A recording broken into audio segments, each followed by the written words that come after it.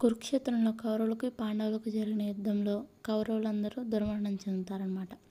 అందుకని గాంధారికి పుత్రశోకం వల్ల చాలా బాధ కలిగి కృష్ణుడిని శపిస్తుంది. నువ్వు తలుచుకుంటే ఆపచ్చు నా పుత్రులు మరణించడాన్ని, కానీ నువ్వు ఆపలేదు.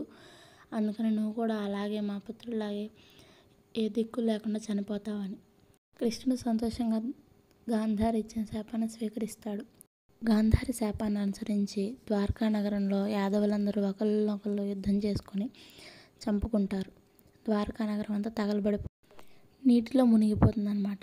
కృష్ణుడు అడవిలో ఒక చెట్టు కింద కూర్చొని ఉండగా బోయవాడు అదొక జింక అనుకొని అతని పాదానికి ఉన్న బొటనవేలికి బాణాన్ని సంధిస్తాడు. బాణం సంధించిన తర్వాత అది జింక కాదు మనిషి అని తెలుసుకొని బాధపడతాడు. దగ్గరకు వచ్చి చూస్తే అది కృష్ణుడు. నన్ను క్షమించండి, నేను చూసుకోలేదు అని ఆ బోయవాడు ఎంతగానో విలపిస్తాడు. అప్పుడు కృష్ణుడు, నువ్వేం బాధపడవాకు, ద్వాపరయుగంలో నువ్వు వాలివి, నేను నిన్ను చెట్టుచాటు నుంచి బాణం వేసి చంపాను. రాజయ్యుండి ఎదురుగా కాకుండా చెట్టుచాటు నుంచి దొంగచాటుగా బాణం వేయడం అధర్మం, అందుకని ఈ జన్మలో నీ చేతిలో నేను మరణిస్తున్నాను అని ఆ బోయవాడితో కృష్ణుడు చెప్పి తన దేహాన్ని చాలిస్తాడు. ఈ విషయాన్ని బోయవాడు అర్జునుడికి చెప్తాడు. అప్పుడు అర్జునుడు తన దహన సంస్కారాలు చేసి తన గుండెని మాత్రం ఒక వేప కొయ్యకు కట్టి నీటిలో వదిలేస్తాడు. నదిలో కొట్టుకు వచ్చిన ఆ గుండె ఆదివాసుల్లో ప్రముఖుడైన విశ్వబాసుకు దొరుకుతుంది. దాని మహత్యాన్ని తెలుసుకున్న అతను దాన్ని ఎంతో భక్తిగా పూజిస్తూ ఉంటాడు. ఆదివాసులందరికీ మాత్రమే తెలుసు ఈ విషయం. అవంతికి రాజు అయినటువంటి ఇంద్రద్యుమ్నుడు చాలా భక్తిపరుడు. అతను మహావిష్ణువుని ఎంతకాలం నుంచో పూజిస్తూ ఉంటాడు. ఎప్పటికైనా విష్ణుమూర్తి దర్శనం దొరకకపోతుందా అని ఎదురు చూస్తూ ఉంటాడు. ఒక సాధువు వచ్చి, రాజా, ఒరిస్సాలో విష్ణుమూర్తిని నీలమాధవుడు అనే భవ్య రూపంలో కొలుస్తారు. మీరు ఒరిస్సాలో ఈ స్థానాన్ని వెతకండి అని ఆ రాజుగారికి చెప్తారనమాట. మాట విని రాజుగారు ఎంతగానో సంతోషిస్తారు. ఆస్థానంలో ఉన్నటువంటి బ్రాహ్మణ పూజారిని పిలిచి అతన్ని ఒరిస్సాలో ఉన్న నీలమాధవుని విగ్రహాన్ని వెతకమని పంపిస్తారు. అతని పేరు విద్యాపతి. ఆయన ఒరిస్సాలో ఉన్న అన్ని ఊర్లలో వెతుకుతూ ఉంటారనమాట. ఒక గుప్త స్రోత ద్వారా గిరిజన నేత అయినటువంటి విశ్వబాసు ఒక గుప్తమైనటువంటి గుహలో ఆ నీలమాధవుని విగ్రహాన్ని పెట్టి పూజిస్తున్నట్టుగా తెలుసుకుంటాడు. ఈ విషయాన్ని తెలుసుకొని విద్యాపతి ఆ గిరిజన ప్రాంతానికి వెళ్తాడు. వెళ్ళి అక్కడ విశ్వబాసుని అడుగుతాడు, నాకు ఈ నీలమాధవుని విగ్రహం ఎక్కడ ఉంది, ఒకసారి నాకు చూపించండి అని విద్యాపతి అడుగుతాడు. అప్పుడు విశ్వబాసు, నేను ఆ స్థానాన్ని ఎవరికి చూపించనో అది రహస్యం అని చెప్తాడు. ఇప్పుడు నేను ఇలా తిరిగి వెళ్తే మా రాజు నన్ను చెడు అని అంటాడు.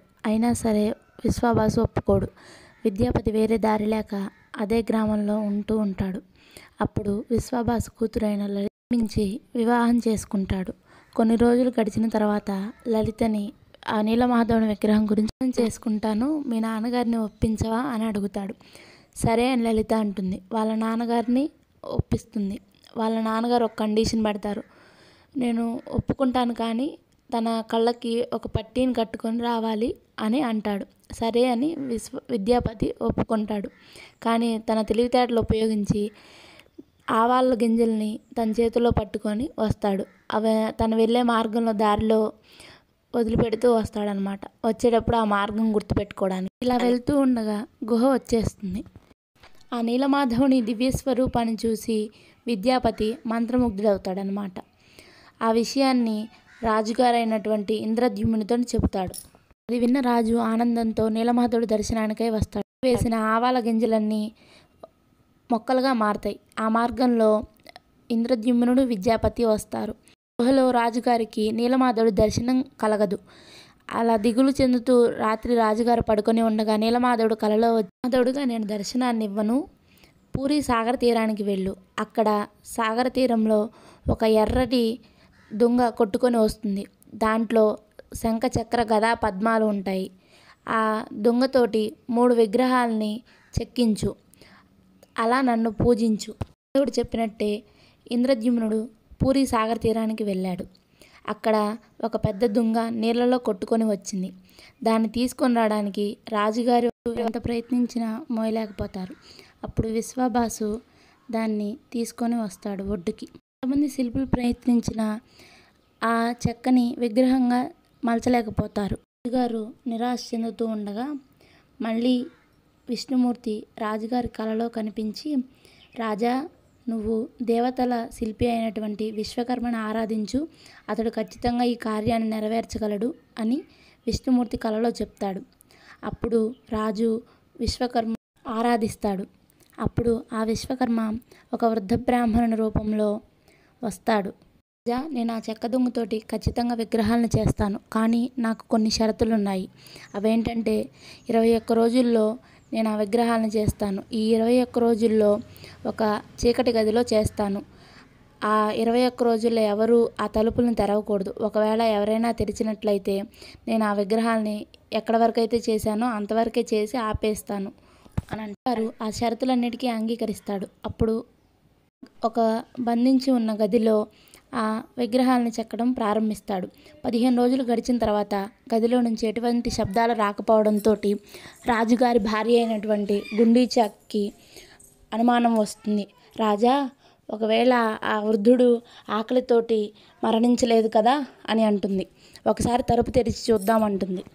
ఆ శిల్పికి ఏమన్నా అయితే ఆ పాపం మనకే చుట్టుకుంటుంది, ఎందుకు వచ్చిన గొడవ, ఒకసారి తలుపు తెరుద్దామని గుండీచాదేవి అనగానే గుండీచాదేవి మొండి పట్టుదలకి రాజుగారు కూడా సరే అని ఒప్పుకుంటారు.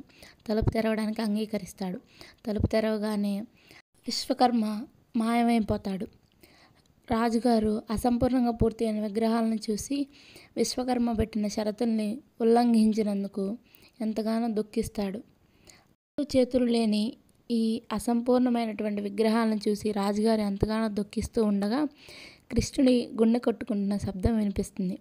ఆ శబ్దం వినిపించగానే రాజుగారు ఎంతో సంతోషించి ఆ నీలమాధవుడే ఇలా వచ్చాడనుకొని ఆ విగ్రహాలని పూరిలో ప్రతిష్ఠింపజేస్తాడు. ఇదే ఇప్పటి పూరి జగన్నాథ ఆలయం.